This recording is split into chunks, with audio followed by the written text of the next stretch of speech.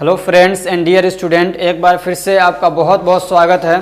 तो आज की इस वीडियो में हम लोग पढ़ने वाले हैं फार्मेसी लॉ एंड एथिक्स का चैप्टर नंबर 3, जो आपका डिमांड है और बहुत सारे स्टूडेंट ने बार बार कमेंट करके कहा है, टेलीग्राम चैनल पर भी कहा है कि sir pharmacy law and ethics का चैप्टर नंबर 3 पढ़ाइए। तो मैं अब शुरू कर रहा हूँ फार्मेसी लॉ एंड एथिक्स का चैप्टर नंबर 3। एक बात मैं पहले क्लियर कर दूं कि ये जो चैप्टर है ना, ये बहुत ज़्यादा इम्पोर्टेंट है एग्ज़ाम के पॉइंट ऑफ व्यू के हिसाब से भी, फ्यूचर के हिसाब से भी। मान लीजिए आप फार्मासिस्ट बन के अपनी एक फार्मेसी खोलने जा रहे हैं, तो इसमें जो है ना रूल और रेगुलेशंस क्या हैं वो सब इसी में लिखे हुए हैं, इस वाले चैप्टर के अंदर। ऐसे ही आप किसी भी कंपनी के अंदर काम करने जा रहे हैं तो ये सब चीज़ों की ज़रूरत पड़ती है जो इसके अंदर लिखा हुआ है। तो इसलिए इस चैप्टर को हम लोग क्या है थोड़ा सा ब्रॉडली पढ़ेंगे। और दूसरी बात कि इसमें जो वर्ड्स आएंगे थोड़ा मुश्किल रहेंगे, इसलिए कि ये जो इसमें जो कुछ हम लोग पढ़ेंगे ना, वो जैसा कॉन्स्टिट्यूशन के अंदर हमारे लिखा हुआ है, जैसा हमारे संविधान के अंदर लिखा हुआ है, उसी को हमने एज इट इज़ मैंने लेने की कोशिश की है, ताकि जब क्वेश्चन वगैरह आए एग्जाम के अंदर तो वो हमारे आसानी से समझ में आ जाए। और जो कॉन्स्टिट्यूशन के बहुत सारे जो मतलब टर्म्स हैं, जो बहुत सारे क्या कहते हैं टेक्निकल वर्ड्स हैं, वो भी हमको पता चल जाए। इसलिए ये जो लेक्चर है ये थोड़ा सा लंबा होने वाला है, इसलिए कि हम लोग इसको डिटेल से पढ़ने वाले हैं। तो चलिए अब शुरू करते हैं। तो आज का हमारा टॉपिक है वो क्या है, drugs and cosmetic act 1940 and rules 1945 and new amendments. तो सबसे पहले हम लोग इसमें पढ़ेंगे कि इसके जो कुछ टर्म्स हैं, जो कुछ टेक्निकल वर्ड्स हैं, उनका क्या मतलब है। उसके बाद फिर हम लोग इसको पढ़ना शुरू करेंगे ताकि आपको सारा कॉन्सेप्ट अच्छे से क्लियर होता जाए।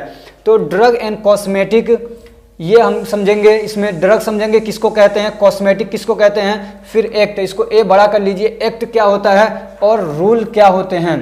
समझ में आ रही बात, और रूल्स क्या होते हैं, पहले इसको हम लोग समझ लेते हैं, फिर उसके बाद आगे हम लोग बढ़ेंगे।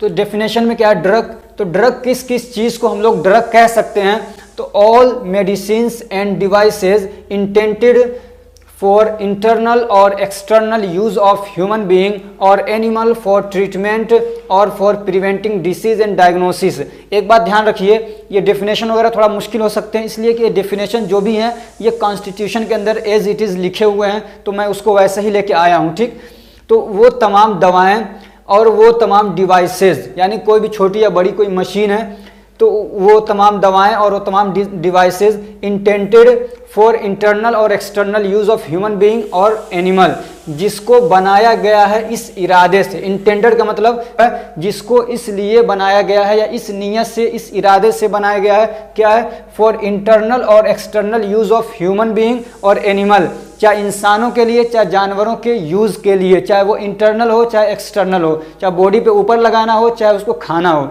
ठीक, किस काम के लिए, फॉर ट्रीटमेंट, और चाहे वो प्रिवेंटिंग डिसीज या बीमारी को रोकने के लिए बनाया गया हो, या फिर डायग्नोस्टिक पर्पस के लिए उसको बनाया गया हो, बीमारी के चेकअप के लिए बनाया गया हो, तो वो सब चीज़ें क्या ड्रग में आती हैं। ऐसे ही ऑल दो substances intended for diagnostic purpose, ऐसे ही वो तमाम चीज़ें जिसको डायग्नोस्टिक पर्पस के लिए बनाया गया, बीमारियों को चेक करने के लिए बनाया गया है। ऐसे ही ऑल दो substances intended use for destruction of vermin and insects, ऐसे ही वो तमाम चीज़ें जिसको वर्मिन और इंसेक्ट्स यानी कीड़े मकोड़ों को मारने के लिए, डिस्ट्रक्शन के लिए बनाया गया है। और क्या, ऑल दो substances intended for use as a component of drug like empty gelatin capsule, like empty gelatin capsule, ऐसे ही वो तमाम चीज़ें जो किसी ड्रग का कंपोनेंट बने, चाहे वो किसी बीमारी को ठीक करने के लिए हो या ना हो।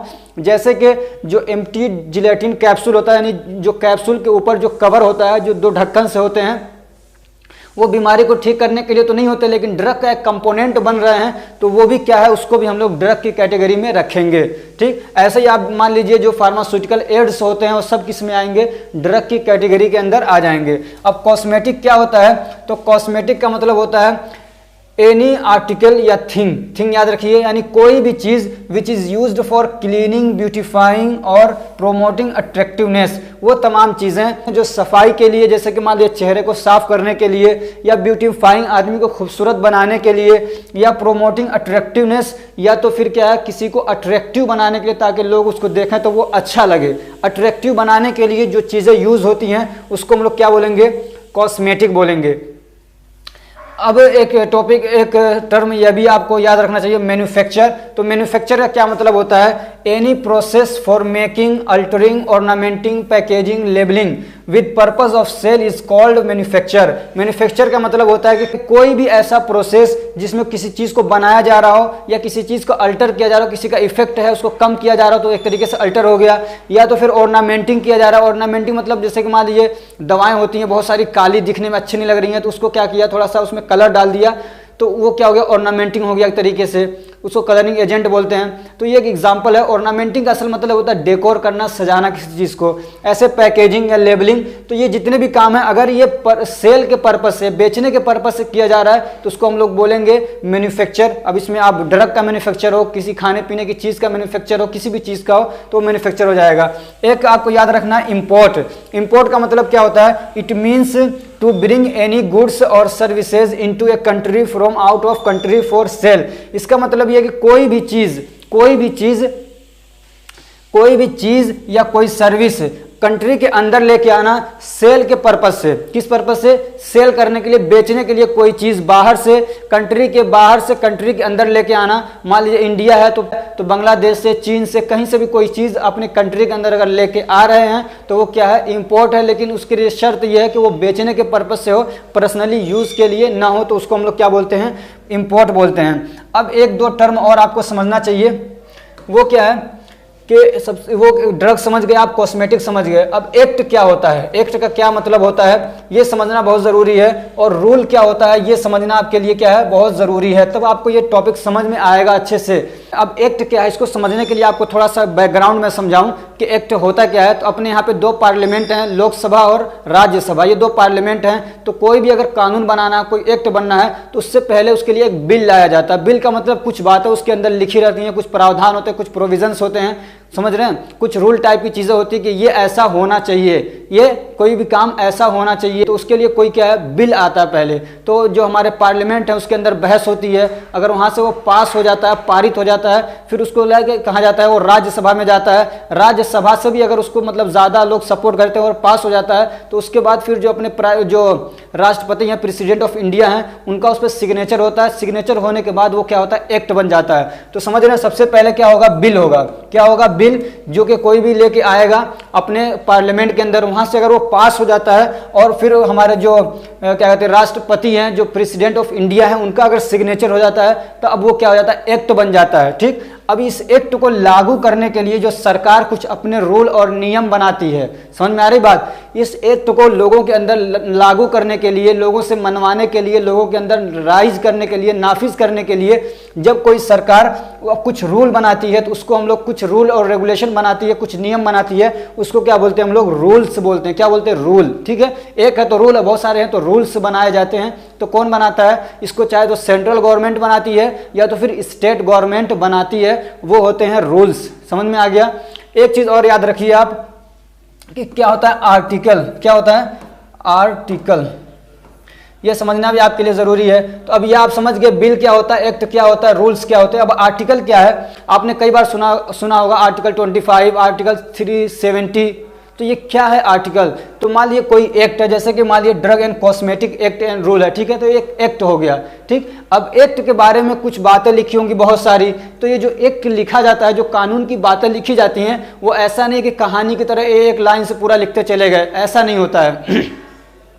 समझ में आ रही बात, कहानी की तरह से नहीं लिखा जाता है, नॉवेल्स की तरह से नहीं लिखा जाता कि एक तरफ से लिखना शुरू किया और पूरा पेज भर दिया, बल्कि इनको क्या करते हैं, पैराग्राफ में बांट बांट के लिखा जाता है। और जो अपने इंडिया का कॉन्स्टिट्यूशन है, जो संविधान है, ये दुनिया में सबसे बड़ा संविधान माना जाता है, यानी बहुत लेंदी है ये। अगर उसको एक लाइन से पूरा ऐसे लिख दें तो आदमी को कोई बात ढूंढनी हो तो ढूंढ ही नहीं पाएगा, वो परेशान हो जाएगा। तो उसके लिए क्या किया गया है, जो पूरी बुक के अंदर जितने पैराग्राफ हैं, चाहे वो एक्ट कोई सा भी हो, चाहे वो नेशनलिटी से रिलेटेड हो, चाहे किसानों से रिलेटेड हो, बैंकिंग से रिलेटेड हो, किसी भी चीज से रिलेटेड वो एक्ट हो, तो उनके जो पैराग्राफ है ना, उनकी नंबरिंग की गई है। कि मान लीजिए ड्रग एंड कॉस्मेटिक एक्ट है, इसमें 5 पैराग्राफ हैं, तो 5 नंबर इसमें डाल दिए, हर पैराग्राफ के ऊपर 1 नंबर, दूसरे पैराग्राफ पे 2 नंबर, तीसरे पैराग्राफ के ऊपर 3 नंबर, चौथे पैराग्राफ के ऊपर 4 नंबर, पांचवें के ऊपर 5 नंबर डाल दिया। ठीक है, 5 पैराग्राफ हो गए। अब ये जो ना पैराग्राफ के ऊपर जो नंबरिंग है इसको क्या बोलते हैं हम लोग, पैराग्राफ के ऊपर जो नंबरिंग है उसको बोलते हैं हम लोग आर्टिकल। क्या बोलते हैं, आर्टिकल। अब एक बात ध्यान रखिएगा, यहाँ से मान लीजिए दूसरा एक्ट शुरू हो गया, कोई ये वाला एक्ट खत्म हो गया, अब क्या नेशनलिटी वाला एक्ट शुरू हो रहा है यहाँ से, ठीक। अब इसके अंदर यहाँ से 3 पैराग्राफ हैं, तो ये नहीं कि यहाँ से, तो अब ये नहीं कि यहाँ से जब हम दूसरा कोई एक्ट शुरू हो रहा है तो उसमें जो पैराग्राफ है यहाँ 1 से शुरू करें, नहीं, ये 5 हो चुके हैं ना, तो उसके बाद जो आएगा तो यहाँ पे हम लोग क्या करेंगे 6, 7वां, इसके बाद 7 हो जाएगा, इसके बाद 8 हो जाएगा। ऐसे मान लीजिए फिर यहाँ पे कोई तीसरा एक्ट शुरू हो गया तो उसमें पैराग्राफ की नंबरिंग 1 से नहीं शुरू करेंगे, बल्कि फिर वहाँ से यहाँ 7 हो गया तो 8, 9, 10, इस तरीके से क्या पूरे कॉन्स्टिट्यूशन के अंदर अपना जो एक्ट है ना वो एक सीरियल वाइज से चला गया, चाहे उसमें एक्ट कोई सा भी हो, लेकिन जो उसके नंबरिंग है ना वो एक सीरियल से किया गया, तो उसी को हम लोग क्या बोलते हैं, आर्टिकल बोलते हैं। समझ में आ गया आर्टिकल क्या होता है। आर्टिकल का मतलब जो पैराग्राफ की नंबरिंग है पूरे बुक के अंदर एक सीरियल से, उसको हम लोग क्या बोलते हैं, आर्टिकल बोलते हैं। तो अब हम लोग समझते हैं इसको, एक्ट को। अब आते हैं हम लोग असल मुद्दे पे कि ये क्या है, ड्रग एंड कॉस्मेटिक एक्ट 1940।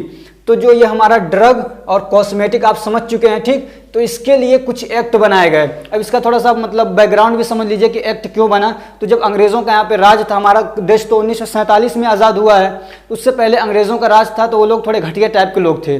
वो क्या करते थे, अच्छी दवाएं बाहर भेज देते थे, खराब दवाएं यहाँ पे लोगों को यूज़ करने के लिए देते थे, अच्छी दवाएं अपने लिए यूज़ करते थे, खराब दवाएं हम लोगों को देते थे, जो इंडियन लोग थे उनको। तो इसलिए एक्ट बनाया गया कि नहीं, अच्छी दवाएं ही सबको मिलें, खराब दवाएं यहाँ पे न लाई जाएं और अच्छी दवाएं यहाँ से बाहर न भेजी जाए। तो उसके लिए फिर क्या है, एक्ट बनाए गए बहुत सारे अलग अलग टाइप के।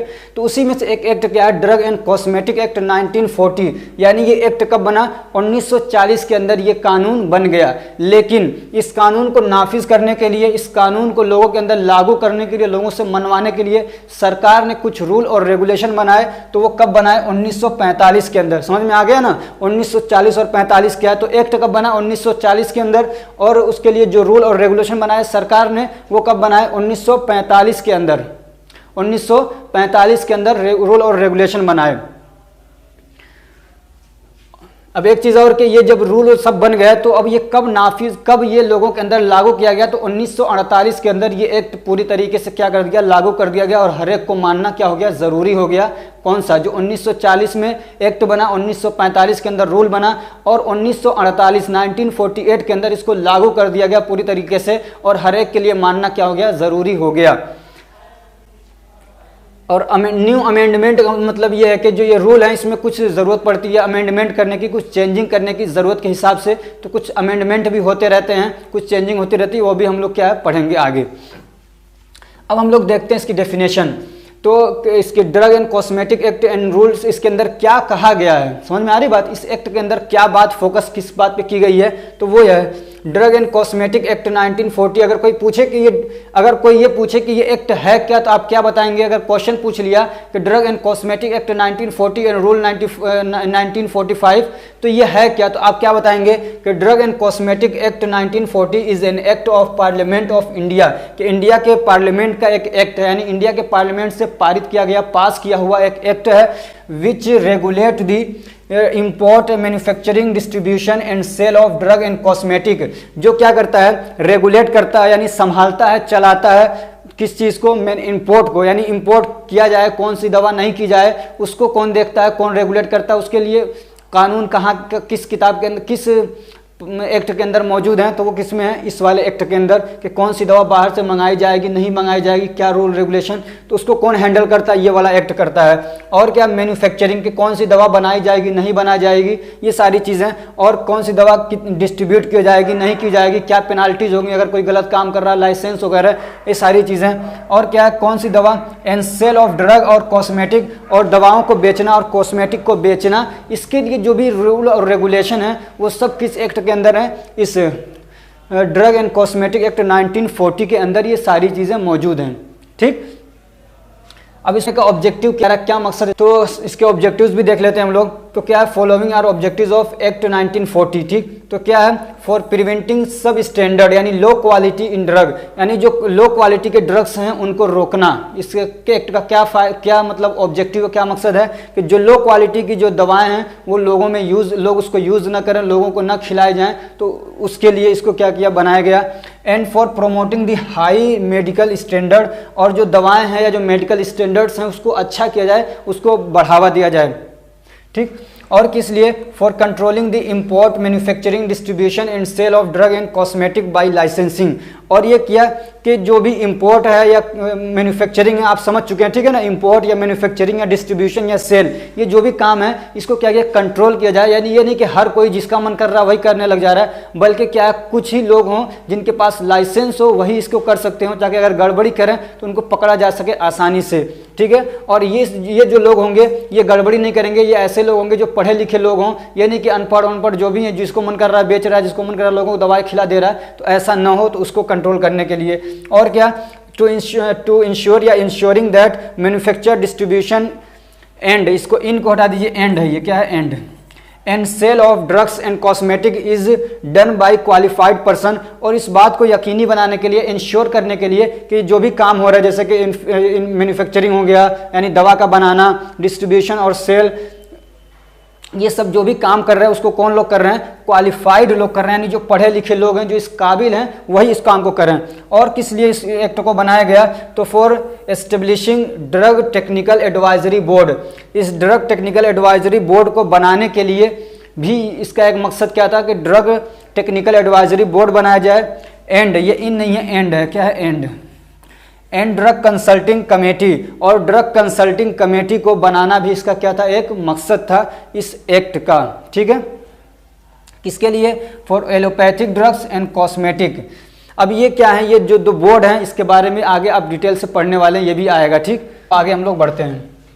अब इसके अंदर एक तो डेफिनेशन पूछा था, अब डेफिनेशन के बाद एक टॉपिक और है, एक वो जो पूछा है वो क्या है, लीगल डेफिनेशन ऑफ शेड्यूल। क्या पूछा है, legal definition of schedule to the act and legal definition of schedule to the rules. Act और रूल आप समझ चुके हैं, ठीक, एक्ट और रूल आप समझ चुके हैं। अब एक नया क्या कहते हैं, ये यहाँ पे टर्म आया है, एक टेक्निकल वर्ड आया, शेड्यूल। तो इसको अच्छे से समझ लीजिए कि क्या होता है शेड्यूल। कि मान लीजिए जो एक्ट है ना हमारा, एक्ट तो ये एक टाइटल हो गया कि जैसे कि ड्रग एंड कॉस्मेटिक एक्ट, ये हो गया। अब उसके बारे में कुछ बातें लिखी रहती हैं, तो उसको हम लोग क्या बोलते हैं, उसको बोलते हैं हम लोग आर्टिकल। क्या बोलते हैं, आर्टिकल। ये आर्टिकल में ना कुछ बातें तो डिफाइन होंगी, कुछ बातें इसमें बताई होंगी, लेकिन बहुत सारी बातें छूट जाती हैं इस आर्टिकल के अंदर, इस एक्ट के अंदर। तो उसको क्या किया जाता है, ये इसी के साथ में नहीं बल्कि दूसरी तरफ, जहाँ पे ये वाला समझ लीजिए, ये चैप्टर जो है, ये एक्ट जहाँ पे खत्म हो रहा है, जब बुक के एकदम लास्ट में क्या करते हैं, एक शेड्यूल बना देते हैं, एक पार्ट बना देते हैं, जहाँ पे इसके रिलेटेड क्या है, बहुत सारी बातें एकदम डिटेल से लिखी रहती हैं। यानी वहाँ पे एक समझ लीजिए कि एडिशनल क्या है, इंफॉर्मेशन होता है इस एक्ट के बारे में, उसको हम लोग बोलते हैं शेड्यूल। क्या बोलते हैं उसको, हम लोग शेड्यूल बोलते हैं। अब जैसे इसका एग्जांपल समझिए, आपका एक एक्ट है ड्रग एंड कॉस्मेटिक एक्ट, उसके अंदर एक बात लिखी है कि जो एक्स शेड्यूल की जो दवाएं हैं, जो क्या हैं, एक्स शेड्यूल की दवाएं हैं, उसको बिना प्रिस्क्रिप्शन के आप नहीं बेच सकते। समझ में आ रही बात, कि जो एक्स शेड्यूल की जो दवाएं हैं उसको आप बिना प्रिस्क्रिप्शन के नहीं बेच सकते हैं। लेकिन आपको ये भी तो मालूम होना चाहिए कि एक्स शेड्यूल में कौन सी दवाएं हैं। तो जो एक्स शेड्यूल में जो दवाएं हैं वो कहाँ लिखी हुई हैं, इस शेड्यूल के अंदर डिटेल से लिखी हुई हैं कि ये दवाएं किस में आती हैं, एक्स शेड्यूल के अंदर आती हैं। समझ में आ रही बात। ऐसे ही एक मान लीजिए एक एक्ट है अपना कि India is union of state. India क्या है, ये बहुत सारे स्टेट का क्या है, गिरोह है, यानी बहुत सारे स्टेट से मिलके क्या बनता है, अपना इंडिया बनता है। बस इतना एक एक्ट हो गया। अब इसके बारे में बहुत सारी डिटेल जो है ना, कि कितने स्टेट होंगे, कौन कौन से स्टेट हैं, उनके क्या नाम हैं, तो ये सारी चीज़ें कहाँ पे लिखी हैं, शेड्यूल के अंदर लिखी हुई हैं। तो ये होता है शेड्यूल। तो अब ये जो अपना एक्ट है ड्रग एंड कॉस्मेटिक एक्ट, तो इसके बारे में भी जो एक्ट है वहाँ पे सारी बातें डिटेल से नहीं लिखी हुई हैं। तो बहुत सारी बातें कहाँ लिखी हुई हैं, एडिशनल जो इन्फॉर्मेशन है, डिटेल इन्फॉर्मेशन है, वो कहाँ पे है, वो शेड्यूल के अंदर है। तो अब जो हमारा एक्ट है उसके लिए अलग शेड्यूल है, और जो रूल्स हैं हमारे उसके लिए अलग शेड्यूल है। वो सब हम लोग पढ़ने वाले हैं। तो वही है कि legal definition of schedule to act, यानी एक्ट के लिए जो शेड्यूल बना है तो उसको हम लोग किस नाम से जानते हैं, क्या मतलब है उसका, एक्ट के लिए वो शेड्यूल क्या है, उसमें क्या बताया गया है। तो जो एक्ट के लिए जो शेड्यूल है वो दो तरीके के शेड्यूल है, कहता है फर्स्ट शेड्यूल और दूसरा क्या है सेकंड शेड्यूल। तो जो फर्स्ट शेड्यूल है उसके अंदर क्या है, तो in this schedule the list of the standard books of Ayurveda, सिद्धा, यूनानी, तिब आर मेंशन्ड।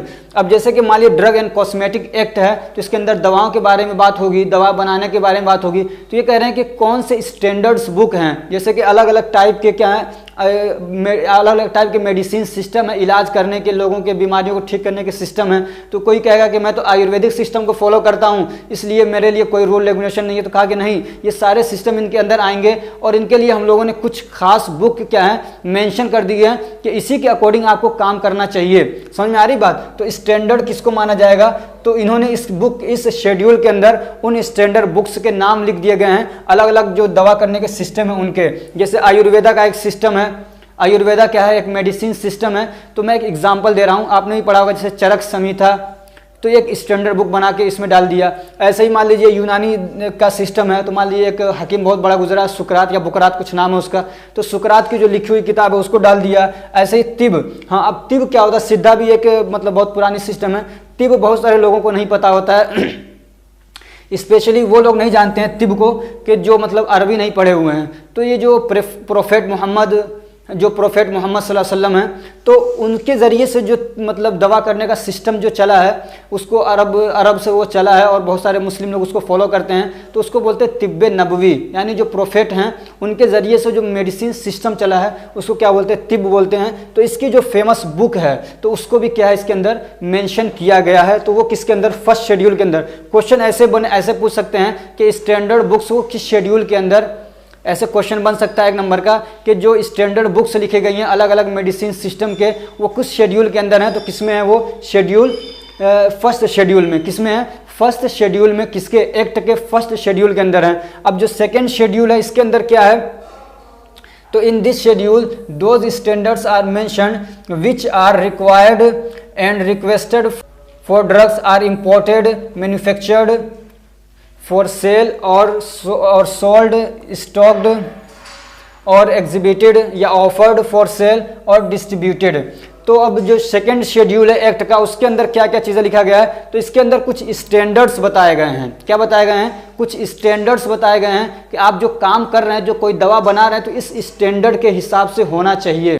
तो स्टैंडर्ड का मतलब ये है कि मान लीजिए आप कोई दवा बना रहे हैं तो ये नहीं कि किसी भी स्टैंडर्ड का किसी क्वालिटी का बना दिया, नहीं, उसमें एक क्वालिटी फिक्स की गई है कि आप जो भी दवा बनाएंगे, चाहे आयुर्वेदिक की हो, चाहे क्या कहते हैं तिब वाली हो, चाहे यूनानी हो, चाहे सिद्धा हो, तो उसका एक स्टैंडर्ड बताया गया कि इस स्टैंडर्ड की होनी चाहिए, उसकी ये क्वालिटी होनी चाहिए। समझ में आ रहा, तो वो क्या है, तो जो क्वालिटी क्या है रिक्वेस्टेड है या जो रिक्वायर्ड है वो क्वालिटी का स्टैंडर्ड किस में लिखा गया है, शेड्यूल, सेकंड शेड्यूल के अंदर। समझ में आ रही। तो अगर पूछे क्वेश्चन ये कि क्या कहते हैं किसी भी क्वालिटी का जो स्टैंडर्ड है या दवाओं का स्टैंडर्ड है वो किस शेड्यूल के अंदर लिखा गया है, तो एक्ट के सेकंड शेड्यूल के अंदर वो लिखा हुआ है। ठीक है, किस चीज़ के लिए इसमें स्टैंडर्ड्स हैं, तो उन दवाओं के लिए जिसको इम्पोर्ट किया जा रहा है, तो उन दवाओं के लिए जिसको इंपोर्ट किया जा रहा है या जिसको मैन्युफैक्चर किया जा रहा है सेल करने के लिए, या फिर उसको बेच या कोई दवा बेची जा रही है तो उसके लिए भी स्टैंडर्ड है कौन सी दवा बेची जाएगी।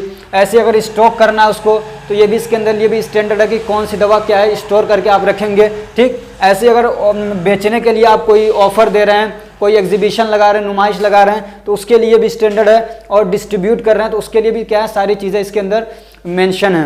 अब हम लोग पढ़ेंगे legal definition of schedules to rules. अब जो रूल्स हैं तो रूल्स की भी बहुत सारी क्या है एडिशनल बातें जो रूल्स के अंदर नहीं आ पाई थी। समझ में आ रही, जो रूल्स, अब रूल्स आप समझ गए हैं कि रूल्स क्या होता है। रूल्स आप जानते हैं कि एक्ट को लागू करने के लिए सरकार कुछ अपने नियम बनाती हैं, उसको क्या बोलते हैं हम लोग, रूल बोलते हैं। अब रूल के भी क्या है, मान लीजिए रूल बन गए तो बहुत सारी बातें उसमें भी नहीं आ पाई या बहुत सारी बातें क्लियर नहीं थी, उनको अच्छे से एक्सप्लेन करके कहाँ लिखा गया, शेड्यूल के अंदर। उसी को बोलते हैं legal definition of schedules to rule. ठीक, अब जो रूल से रिलेटेड शेड्यूल है ना, ये काफ़ी लंबा फैला हुआ है, बहुत सारे शेड्यूल हैं अलग अलग इसको, और ये काफ़ी इंपॉर्टेंट है। चाहे आप कोई सा भी एग्जाम देने जाएं इसमें से क्वेश्चन बनता ही बनता है। समझ में आ रही बात। तो अब क्या इनको बहुत सारे अलग अलग पार्ट में बांटा गया, ABCD इस तरीके से करके ये क्या बनाया गया शेड्यूल, और उसके अंदर पूरी डिटेल है दवाओं के बारे में या कोई भी बहुत सारी चीज़ें हैं तो आप पढ़ेंगे। तो यहाँ पे जो हम लोग पढ़ेंगे ना, अभी वो सिर्फ उस शेड्यूल के अंदर क्या बताया गया है पूरी डिटेल नहीं हम लोग अभी पढ़ेंगे। अभी हम लोग सिर्फ ये पढ़ेंगे कि किस शेड्यूल के अंदर किस चीज़ के बारे में बताया गया है, यानी सिर्फ एक सूची है। हाँ, शेड्यूल का मतलब आप सूची भी समझ सकते हैं, क्या बोलते हैं अनुसूची या कुछ सूची ऐसे ही बोलते हैं, उर्दू में बोलते हैं फहरिस्त, उसको क्या बोलते हैं फहरिस्त। तो ये जो है ना अभी हम लोग शेड्यूल पढ़ रहे हैं तो इसमें हम लोग डिटेल नहीं पढ़ेंगे, सिर्फ हम लोग ये जानेंगे कि किस शेड्यूल के अंदर किस चीज़ के बारे में बात की गई है। समझ में आ रही बात? सिर्फ यहाँ पे समझिए एक टाइटल दिया गया है, एक टॉपिक दिया गया है कि किस शेड्यूल के अंदर क्या लिखा गया। जैसे कि मान लीजिए शेड्यूल ए है तो इसके अंदर ये लिखा गया कि एप्लीकेशन भरना अगर आपको लाइसेंस के लिए तो क्या क्या चीज़ की ज़रूरत है, तो वो किस शेड्यूल के अंदर आएगा, शेड्यूल ए के अंदर। तो सिर्फ यहाँ पे इतना ही पढ़ेंगे हम लोग। अब कैसे लिखा जाएगा, क्या डिटेल होंगे, ये सब आप जब इसको स्टडी टू शेड्यूल करेंगे तो वहाँ पे आप उसको डिटेल से पढ़ेंगे। ठीक, तो हम लोग पढ़ते हैं। तो ए शेड्यूल क्या है, ए शेड्यूल के अंदर किस चीज़ के बारे में बात की गई, तो परफॉर्मा फॉर एप्लीकेशन, यानी अगर एप्लीकेशन के आप एप्लीकेशन फॉर द लाइसेंस, अगर आप लाइसेंस के लिए कोई एप्लीकेशन भर रहे हैं, कोई एप्लीकेशन दे रहे हैं, फॉर्म भरना आपको, तो वो किसके अंदर वो लिखा गया है, वो किसके अंदर है, शेड्यूल ए के अंदर। आप वहाँ जाके देखेंगे पूरा डिटेल शेड्यूल के अंदर कैसे आपको फॉर्म भरना है। ठीक, लाइसेंस इशू करना है या फिर लाइसेंस कोई है आपका बना हुआ उसको रिन्यूअल करना है, तो उसके लिए भी जो रूल रेगुलेशन क्या है डिटेल इसके अंदर है, किसके अंदर, शेड्यूल ए के अंदर। ठीक है, और क्या है, कोई आपको मेमोरेंडा सेंड करना है, भेजना है, तो भी उसके अंदर किसके अंदर आएगा, तो इस शेड्यूल के अंदर, शेड्यूल ए के अंदर आएगा ये सब चीज़ें। मेमोरेंडा क्या होता है, रिटर्न मैसेज जो भी आप किसी को भेजते हैं तो उसको क्या बोलते हैं, मेमोरेंडा। ठीक है, कोई बात अपनी कहनी है तो लिख के अगर आप भेजते हैं उसको तो उसको बोलते हैं मेमोरेंडा। अब कैसे आप याद करेंगे, तो ए से ना, ए से होता है क्या, एप्लीकेशन, तो इसको याद रखिएगा एप्लीकेशन। मैं सब मिटा दे रहा हूं ताकि आपको याद रहे। तो ए से आप कोरिलेट करिए किसको, एप्लीकेशन को। तो शेड्यूल ए के अंदर किस चीज़ के बारे में बात किया गया, एप्लीकेशन फॉर लाइसेंस। ठीक, तो इस तरीके से आप इसको याद कर सकते हैं। ऐसे ही बी, तो बी के अंदर क्या चीज़ें हैं, तो rates of fee for test and और analysis by the central drug laboratory और द गवर्नमेंट एनालिस्ट। तो अगर मतलब मान लीजिए आप कोई दवा बनाते हैं उसकी चेकिंग भी होती है लेबोरेटरी के अंदर कि किस क्वालिटी की है, कितनी अच्छी है, नहीं है, तो सारी चीज़ें। तो ये कह रहे हैं अगर आपको कोई टेस्ट करवाना है, कोई दवा चेक करानी है कैसी है नहीं है, तो जो भी सरकारी लेबोरेटरीज हैं उसका कितना फीस होगा, कितनी फीस आपको देनी पड़ेगी, तो वो सब किसके अंदर लिखा हुआ है, तो शेड्यूल बी के अंदर वो सारी चीज़ें लिखी हुई हैं। इसको आप ऐसे याद रखिए, कोई इसमें मतलब मैचिंग मुझे नहीं मिल पाया। अब शेड्यूल सी के अंदर क्या है, तो शेड्यूल सी, तो list of biological and special product. तो इसके अंदर क्या है, बायोलॉजिकल और जो कुछ खास प्रोडक्ट्स हैं उसकी लिस्ट किसके अंदर है, शेड्यूल सी के अंदर है। समझ में आ रही बात? अब ये जो बायोलॉजिकल प्रोडक्ट्स हैं यानी कोई लिविंग ऑर्गेनिज्म से मिलने वाले प्रोडक्ट होंगे, ये हमारी लाइफ के लिए क्या है वो बहुत ज़रूरी प्रोडक्ट होंगे, तो वो किसके अंदर आएंगे, सी के, उसमें सी के लिस्ट सी के अंदर आएंगे। हाँ, और दूसरे क्या है इसके अंदर आते हैं तो वो बायोलॉजिकल और स्पेशल प्रोडक्ट हो गए। ठीक, जिसका क्या import, sale, distribution and manufacture are govern by the special provision. तो इसको यानी जो बायोलॉजिकल प्रोडक्ट्स हैं उसको अगर इंपोर्ट करना है, सेल करना है, डिस्ट्रीब्यूट करना है, मैन्युफैक्चर करना है, तो उसके लिए क्या है, स्पेशल प्रोविजन है, प्रावधान है, हमारे इंस्टीट्यूशन के अंदर कानून बने हुए हैं। ठीक, तो वो सारी चीज़ें किसके अंदर लिखी हुई हैं, वो शेड्यूल सी के अंदर लिखा हुआ है कि यानी कोई बायोलॉजिकल प्रोडक्ट है या स्पेशल टाइप का प्रोडक्ट है तो उसके लिए मतलब क्या रूल रेगुलेशन है वो किस में है, ये इसके अंदर आपको डिटेल मिलेगी शेड्यूल सी के अंदर।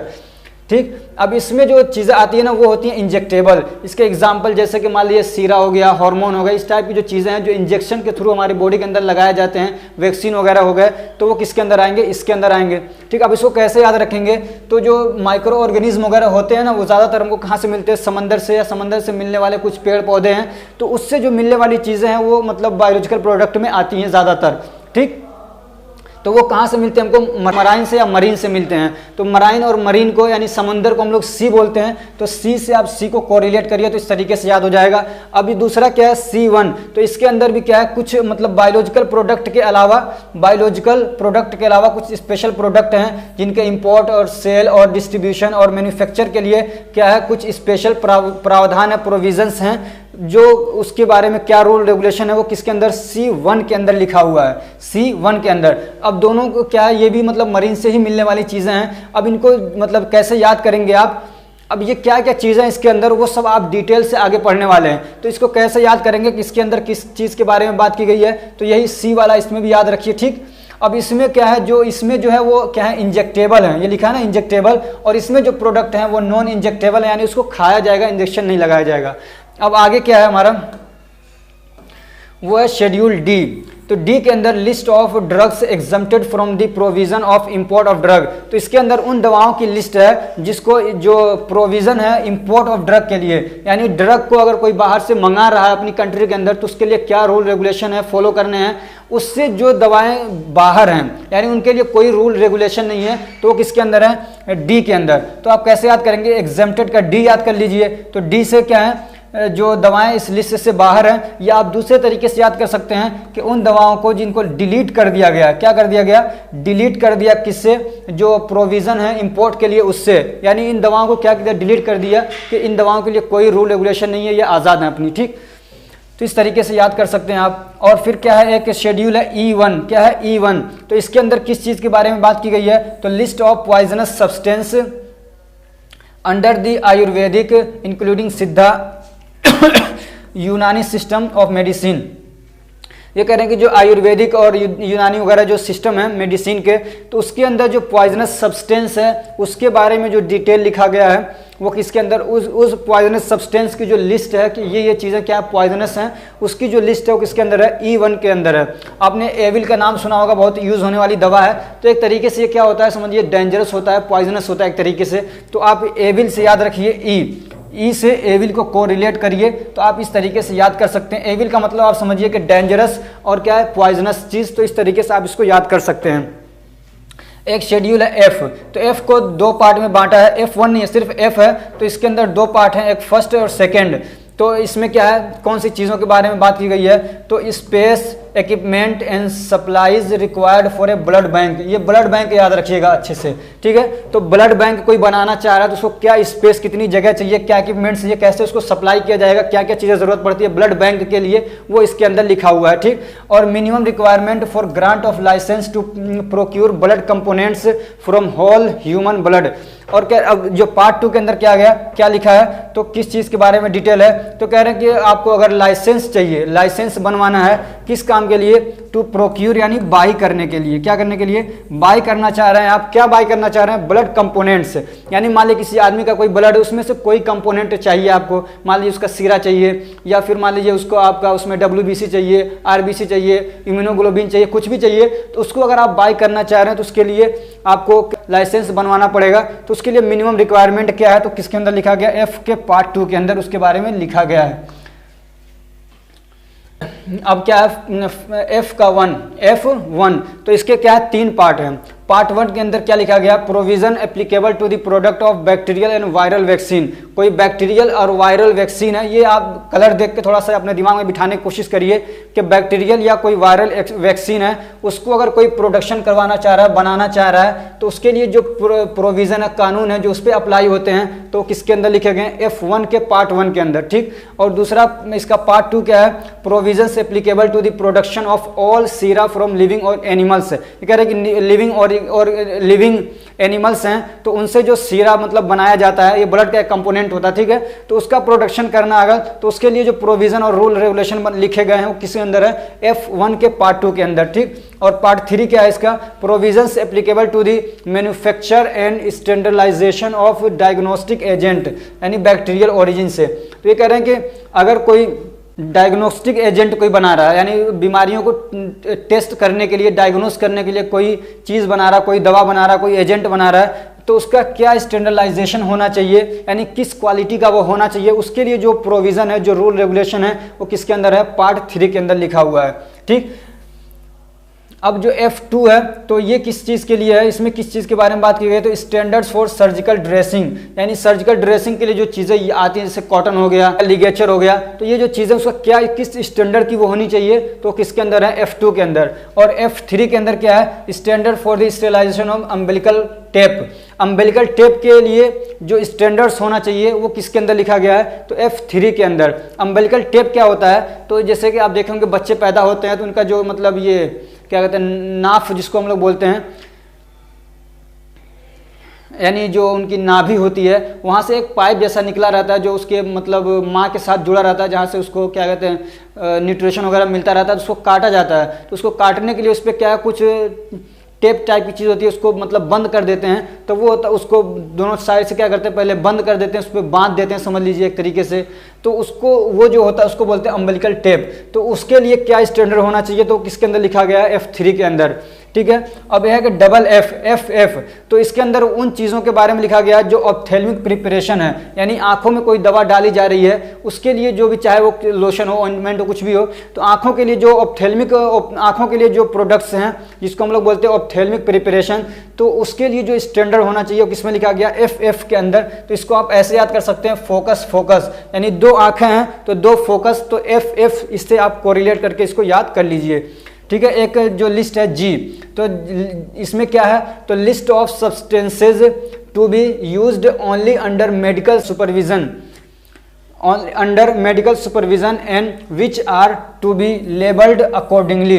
शेड्यूल G के अंदर उन चीज़ों की लिस्ट लिखी गई है जिसको आप अगर करने जा रहे हैं, उसके लिए कुछ दवा बनाने जा रहे हैं, कुछ अपने आप नहीं कर सकते बल्कि उसके लिए क्या है, एक मेडिकल सुपरविजन होना चाहिए, यानी उनकी निगरानी के अंदर, उनके क्या कहते हैं गाइडेंस के अंदर आपको ये काम करना है।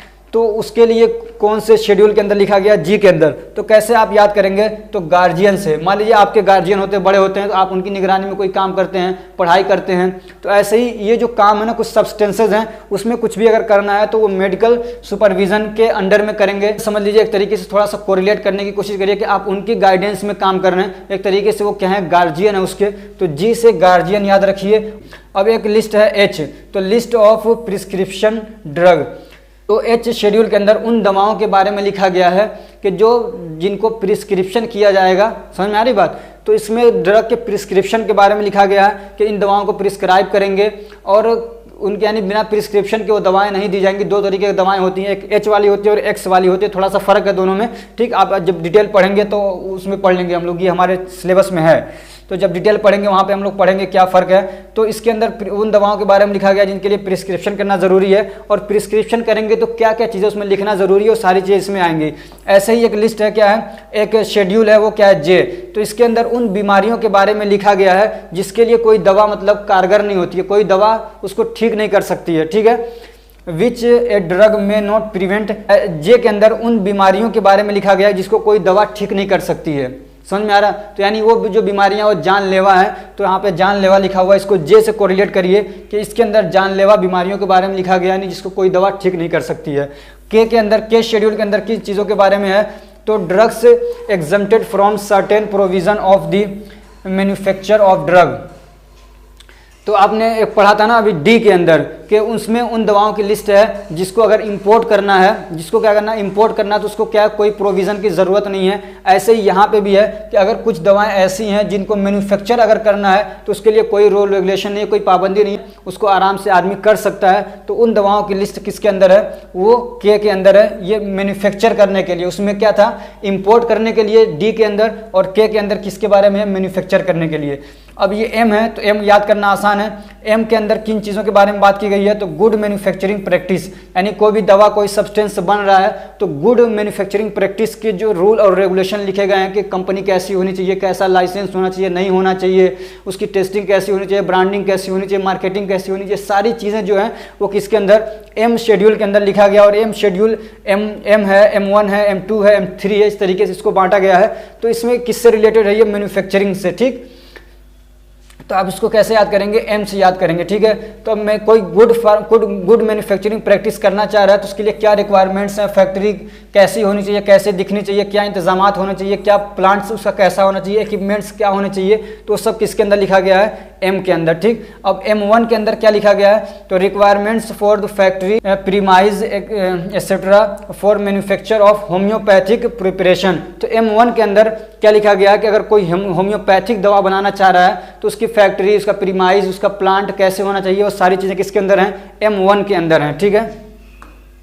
M2 के अंदर किसके बारे में, अगर कोई कॉस्मेटिक की चीज़ें क्या है मैन्युफैक्चर करना चाह रहा है तो उसके बारे में जो डिटेल हैं उस किसके अंदर है, M2 के अंदर। और M3 के अंदर है कि अगर कोई मेडिकल डिवाइस बनाना चाह रहा है, यानी दवाओं से, जैसे कि मान लीजिए नेबुलाइजेशन आता है या ब्लड प्रेशर को नापने वाली मशीन आ रही है, तो ये जो चीज़ें हैं तो उसको कोई बनाना चाह रहा है, कोई कंपनी खोलना चाह रहा है, कोई फैक्ट्री बनाना चाह रहा है, तो उसके लिए जो रूल रेगुलेशन हो किसके अंदर है, M3 के अंदर है। तो आप कैसे याद करेंगे, आसानी से याद कर लीजिए। होम्योपैथिक, क्या होम्योपैथिक हो गया M1 के अंदर, और M2 के अंदर क्या हो गया कॉस्मेटिक, और M3 के अंदर क्या हो गया डिवाइसेस। तो HCD याद कर लीजिए, HCD से क्या हो जाएगा आपका M1, M2 और M3, होम्योपैथिक, कॉस्मेटिक और क्या हो गया डिवाइसेस। अब क्या है N, तो N ना उन चीज़ों की लिस्ट है, N के अंदर list of minimum equipment for efficient running of A pharmacy.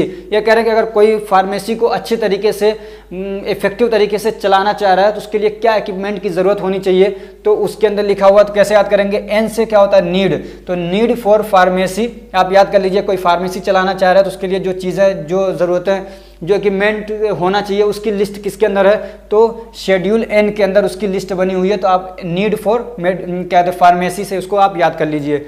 अब एक शेड्यूल है O, तो O के अंदर क्या है, तो स्टैंडर्ड फॉर डिसइंफेक्टेंट फ्लूइड। ये कह रहे हैं जो डिसइंफेक्टेंट फ्लूइड है उसके बारे में जिसके अंदर, जिस शेड्यूल के अंदर लिखा गया है वो कौन सा O। तो कैसे याद करेंगे, डिसइंफेक्टेंट का मतलब होता है जो माइक्रो ऑर्गेनिज्म को किल करते हैं नॉन लिविंग सब्सटेंस के अंदर। तो उसका एग्जाम्पल क्या है, जैसे कि डिटॉल हो गया, लिजोल हो गया, तो ये लोग भी क्या करते हैं माइक्रो ऑर्गेनिज्म को क्या करते हैं, किल करते हैं। तो यहाँ पे O आ रहा है ना, O, इसमें भी O, डिटॉल, डिजोल, तो O से याद रखिए O शेड्यूल के अंदर डिसइंफेक्टेंट आते हैं, इस तरीके से इसको कोरिलेट करिए। ऐसे ही P, तो इसके अंदर किस चीज़ के बारे में इसको याद करना आसान है, लाइफ पीरियड ऑफ ड्रग, यानी जो दवा है उसकी क्या लाइफ होगी, कितने दिनों के बाद वो एक्सपायर होगी। तो लाइफ से पीरियड, तो पीरियड से क्या करिए, लाइफ पीरियड में पीरियड से P को आप कोरिलेट करिए, ठीक है। ऐसे ही P1 के अंदर क्या है, तो पैकेज, ये तो और आसान है। P1 के अंदर पैकेज साइज ऑफ ड्रग, कोई मान लीजिए कोई आप सिरप बना रहे हैं तो उसके अंदर 100 ml आप पैक करना चाह रहे हैं, तो वो बॉटल की साइज क्या होगी, इतना होगा, इतना होगा, कितना होगा, तो किसके अंदर है, P1 के अंदर है, ठीक। किसके अंदर है वो, P1 के अंदर। अब एक शेड्यूल है Q दो पार्ट में है, पार्ट 1 और पार्ट 2। तो इसके अंदर क्या है, तो list of dyes, colours and pigments permitted in cosmetic and shop. ये कह रहे हैं कि जो कॉस्मेटिक की कोई आइटम बना रहा है, कोई साबुन वगैरह बना रहा है, तो उसके अंदर कलर भी डालने की ज़रूरत होती है। तो वो कलर्स की, उन कलर्स की लिस्ट क्या है, तो कौन कौन से कलर हैं जो मतलब यूज़ किए जा सकते हैं कॉस्मेटिक के अंदर और शॉप के अंदर, तो उसकी लिस्ट किसके अंदर है, Q के पार्ट 1 के अंदर। तो कैसे याद करेंगे, तो Q से क होता है, क से कलर होता है, हिंदी वाला याद करिए, हिंदी से क वाला कलर से आप इसको कोरिलेट करिए, तो इस तरीके से याद कर लेंगे। और पार्ट 2 के अंदर क्या है, तो ये भी इसी से क से याद करिए कि list of colours permitted in soap, यानी साबुन के अंदर कौन से कलर आप डाल सकते हैं, उसकी लिस्ट किसके अंदर है, Q के पार्ट 2 के अंदर। अब एक शेड्यूल है R, तो R का मतलब क्या है, standard for condoms of rubber latex intended for single use and other mechanical contraceptives. तो R के अंदर किस चीज़ के बारे में बात की गई है, तो याद रखिए कॉन्डोम्स जो यूज़ होते हैं, तो वो जो रबर से बने हुए कॉन्डोम हैं उनके बारे में किसके बारे में बात की गई है, R शेड्यूल के अंदर, ठीक, जो कि एक बार यूज़ करने के लिए होते हैं। और क्या है, मैकेनिकल एक तरीके के कॉन्ट्रासेप्टिव है, यानी क्या कहते हैं, प्रेगनेंसी को रोकने के लिए जो चीज़ें यूज़ होती है उसको बोलते हैं कॉन्ट्रासेप्टिव। तो ये भी एक तरीके का कॉन्ट्रासेप्टिव मेथड है जो रबर का कॉन्डोम यूज़ होता है। तो इसके बारे में शेड्यूल R के बारे में किस चीज़ के बारे में बात की, रबर से बनने वाले कॉन्डोम के बारे में, ठीक। अब R1 के अंदर क्या लिखा गया है, तो स्टैंडर्ड फॉर मेडिकल डिवाइसेज, यानी mechanical contraceptive devices other than rubber, यानी जो रबर से नहीं बनते हैं, जैसे कि और कोई ऐसे मतलब डिवाइसेज है प्रेगनेंसी को रोकने वाले जो रबर के अलावा किसी दूसरे सब्सटेंस से बनते हैं, जैसे प्लास्टिक वगैरह से, तो उसकी लिस्ट किसके अंदर है, उसका स्टैंडर्ड किसके अंदर है, तो वो R1 के अंदर है, उसके बारे में लिखा हुआ, ठीक। अब एस से तो बहुत आसान है इसका याद करना, स्टैंडर्ड्स फॉर कॉस्मेटिक, यानी कोई कॉस्मेटिक बना रहा है तो उसका क्या स्टैंडर्ड होना चाहिए, क्या क्वालिटी होनी चाहिए, किस क्वालिटी को उसको बनाएगा, तो उसके बारे में जो डिटेल है वो किसके अंदर है, शेड्यूल एस के अंदर है। उसको आप कैसे याद रखेंगे, सुंदर से। कॉस्मेटिक किस काम के लिए होता है, सुंदरता के लिए, ठीक, आदमी को सुंदर बनाने के लिए, तो आप उस काम के लिए इसको यूज़ करेंगे। टी, तो टी के अंदर क्या है, शेड्यूल के अंदर requirements of factory premise and hygiene condition for Ayurvedic, यानी आयुर्वेदिक वगैरह जो दवाएं हैं उसके लिए, अगर आयुर्वेदिक सिस्टम की जो दवाएं बन रही है उसके लिए अगर आपको मतलब कोई फैक्ट्री वगैरह खोलना है तो उसके लिए क्या क्या चीज़ों की ज़रूरत है, तो उसके बारे में किस में लिखा हुआ है, टी के अंदर। तो कैसे याद करेंगे कि आयुर्वेदिक वगैरह से, सिद्धा से, यूनानी से जो दवाएं बनती हैं वो किससे बनती है, ट्री से बनती हैं। तो टी से ट्री याद करिए, तो ट्री से जो बनने वाली दवाएं हैं वो किसके अंदर आएंगी, टी के अंदर। ठीक, अब ऐसे क्या है यू, तो यू के अंदर क्या है, तो पार्टिकल्स, यानी वो तमाम चीज़ें to be shown in manufacturing raw material analytic records of drug. तो यू के अंदर उन चीज़ों के बारे में, उन सामान के बारे में कि जो कि अगर कोई कंपनी बना रही है, कोई दवा वगैरह बना रही है, यूटिलाइज कर रही है, तो उसका पूरा रिकॉर्ड उसको रखना पड़ता है कि मैंने क्या बनाया, कितना यूज़ किया, नहीं किया। तो उसके बारे में जो डिटेल है कि क्या क्या रखना पड़ेगा, कब तक रखना पड़ेगा, वो उसके अंदर है, यू के अंदर है। तो उसमें क्या कैसे याद करेंगे, यूटिलाइजेशन रिकॉर्ड, यानी कितनी चीज़ें यूज़ की हैं उन सब का रिकॉर्ड रखना है, किसके अंदर लिखा गया है, ये किसके अंदर, यू के अंदर। और U1 के अंदर क्या लिखा गया है, particles to be shown in manufacturing raw materials analytic record of cosmetic. तो इसमें आप याद रखिए इस वाले में फ़र्क क्या है, यू और U1 के अंदर। तो ड्रग के लिए जो कंपोनेंट्स यूज़ हुए हैं, जो भी क्या कहते हैं रॉ मटेरियल और जो भी चीज़ें यूज़ हुई हैं ड्रग बनाने के लिए, तो वो यू के अंदर, और U1 के अंदर कॉस्मेटिक्स के आइटम्स बनाने के लिए जो चीज़ें यूज़ हुई हैं किस में आएंगी, U1 के अंदर। अब V के अंदर क्या है, तो इसके अंदर कोई दवा पेटेंट होती है, किसी ने अपने नाम करा लिया है, उसको प्रोप्रिएटरी भी बोलते हैं। तो ऐसी जो दवाएं हैं उसका क्या स्टैंडर्ड होना चाहिए, जैसे किसी ने अपने नाम कोई दवा करा ली, जैसे मान लीजिए सिप्ला की आती है, सिप्लाडीन, उसके नाम से वो फिक्स है, तो किस स्टैंडर्ड की होनी चाहिए, तो उसके बारे में उसके बारे में को जो मतलब डिटेल है वो किसके अंदर है, तो वी के अंदर। और डब्ल्यू के अंदर क्या है, list of drugs to be marketed under generic names only. तो इसके अंदर उन दवाओं के बारे में जो जेनेरिक नेम से बेची जाएंगी, तो उसके बारे में किस में है, डब्ल्यू के अंदर है। ठीक है, डब्ल्यू के अंदर किसके बारे में है, तो इसके अंदर उन दवाओं की लिस्ट है जो जेनेरिक नाम से, जनरल नाम से बेची जाती हैं। ऐसे ही एक्स है, तो इसके अंदर list of drugs whose import, manufacture, sale, labelling and packaging are govern by the special provision. तो ये कह रहे हैं कि लिस्ट एक्स के अंदर वो दवाएं आती हैं जिनको अगर इंपोर्ट करना, मैन्युफैक्चर करना, लेबल वगैरह करना है, तो उसके लिए स्पेशल कानून बने हुए हैं, तो वो दवाएं इसके अंदर आती हैं। इसको आप एक्स से मतलब आप समझते हो एक्स का आता है तो डेंजरस माना जाता है, तो इसके अंदर डेंजरस दवाएं हैं जिनके लिए क्या स्पेशल प्रोविजन की जरूरत होती है। वाई के अंदर क्या है, requirements and guidelines on clinical trial for import and manufacture of new drugs, यानी कोई नई दवा बन रही है तो उसके लिए क्या क्लिनिकल ट्रायल कैसे करेंगे, गाइडलाइंस क्या होगी, उसको इंपोर्ट करने के लिए, मैन्युफैक्चर करने के लिए उसके लिए क्या रिक्वायरमेंट्स हैं, वो सारी चीज़ें किसके अंदर लिखी हैं, वाई शेड्यूल के अंदर लिखी हुई हैं। तो वाई कैसे याद करेंगे, तो न्यू ड्रग, तो न्यू ड्रग के लिए आप वाई से याद करिए ऐसे, यील्ड का मतलब होता है पैदावार, यानी कोई नई चीज़ पैदा हुई तो उसको हम लोग क्या बोलते हैं, जैसे हमारी फसल पैदा होती है धान गेहूं, तो वो नई हो रही है ना, तो उसको बोलते हैं हम लोग ईल्ड, तो पैदावार को ईल्ड कहते हैं। तो आप ईल्ड से याद रखिए न्यू ड्रग। ठीक, तो ये क्या थे, कुछ शेड्यूल थे। तो ये जो आपके शेड्यूल थे जो एक्ट से रिलेटेड और जो रूल से रिलेटेड जो शेड्यूल थे, हम लोगों ने उनके सिर्फ अभी टाइटल पढ़े हैं, उनकी डिटेल आगे हम लोग पढ़ेंगे। इसके बाद हमारा जो टॉपिक होगा वो होगा इंपोर्ट के बारे में हम लोग सारी चीज़ें जो आपके सिलेबस में पूछा है वो पढ़ेंगे। अगर ये हमारी कोशिश आपको अच्छी लगी तो वीडियो को लाइक करिए, चैनल को सब्सक्राइब करिए, अपने फ्रेंड्स को भी शेयर करिए ताकि वो भी इससे फ़ायदा उठा सकें। Thank you so much for watching.